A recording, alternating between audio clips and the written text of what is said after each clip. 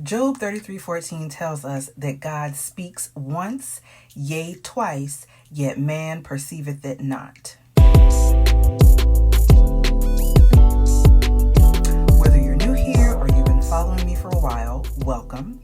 I'm your favorite healing coach, Coach Kim the author, who went from 30 years as an unloved daughter to allowing God to heal my heart of the emotional trauma of my childhood and transform me into his diamond, an unapologetic woman of God who's been able to put aside the pain of my past, learn from my childhood and my own parenting mistakes to be able to embrace the me he created me to be so I can be a better woman, a better wife, and a better mom to my kids who hopefully won't need to heal from their relationship with me in the future.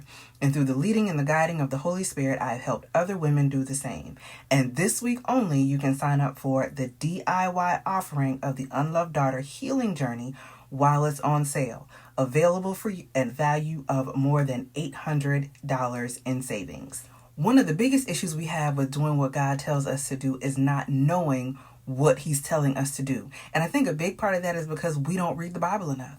And that's not shade. That's literally just what I've learned in my own relationship journey with God. Because the more I read my Bible, the more he can speak to me and answer me, and the better I am about learning the different facets of God, because it's easy to get addicted to and relying on God's answers coming a certain way. Like, I've been a dreamer since childhood, and as a babe in Christ, as people call it, God would show me the answers to things in my dreams, even when I didn't know what I was seeing, or I was relying on Google to interpret it for me and I was getting it all the way wrong.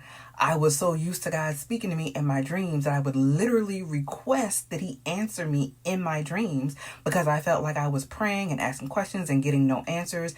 And it came a point where I stopped dreaming. Or maybe I was dreaming and I just couldn't remember my dreams. But there was definitely a point there where I would go to sleep and wake up and it felt like I hadn't dreamed anything, which is very different than waking up and knowing you had a dream but can't remember it.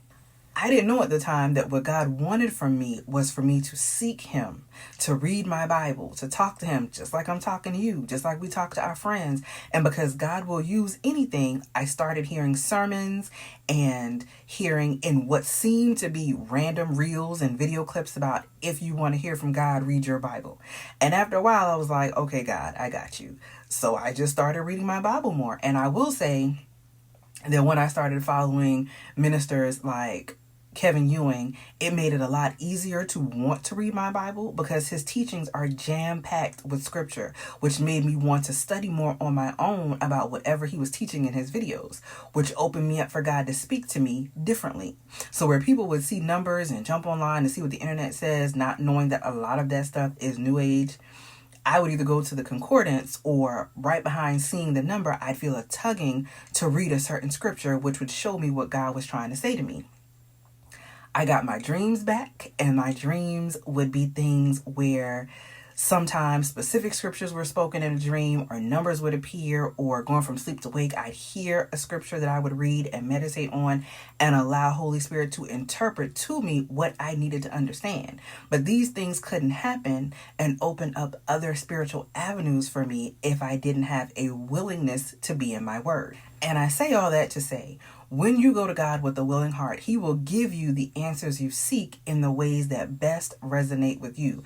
Whether that's asking God for a code word, which I think I did a video on that a while ago, where you basically pray in your heart, not out loud, so the enemy can't hear and send a counterfeit answer. And you ask God to show you this or that as an answer to your question.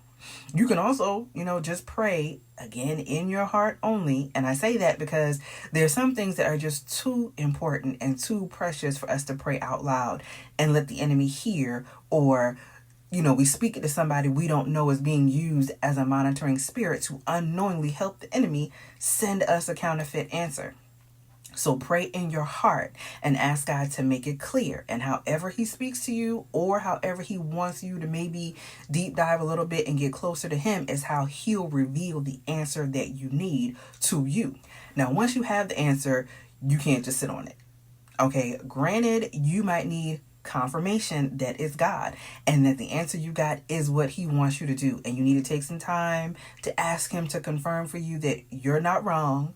you're not crazy, you're not confused, and that what he said is what he said. And in his goodness, he will do just that because he knows you. And he knows that, just like Gideon, there's something specific you need from him to be convinced that it really is him, really is his instruction for you. And this is where your works comes in. Because if you have faith to believe this far and faith to believe that God is going to do what he said he'd do, now you have to work. Work your faith. Work your faith by following the instructions he gave and confirm for you that probably make no sense. But that's faith. Faith is the substance of the things we've hoped for and the evidence of things we've not yet seen. The truest definition or understanding of faith without works is that in order to expect your prayers to be answered, you have to not only have faith in God to do what you've requested as it aligns with his will for your life, but you also have to have faith that the extreme, crazy, seemingly nonsensical works he's assigned you to do that look nothing like what your regular brain wants to do is what's going to work for you, as it says in Hebrews 10:35, a great recompense of reward. Basically, they both go hand in hand, and you cannot expect to have faith in one and doubt the other, especially if your faith is in God to do what it is he said he was going to do, and that same faith in God assigns you to participate in requirements you don't want to do. And I know this might be a lot. So if you need to watch it again, if you need to research the scriptures, which I think will be a great help in bettering your understanding. And above all, I pray that if it hasn't blessed you yet, in time it will. I also pray that you'll be back tomorrow for day 3, where we will be going over how to pray to stay faithful in the word God has given you. Until tomorrow, y'all stay blessed.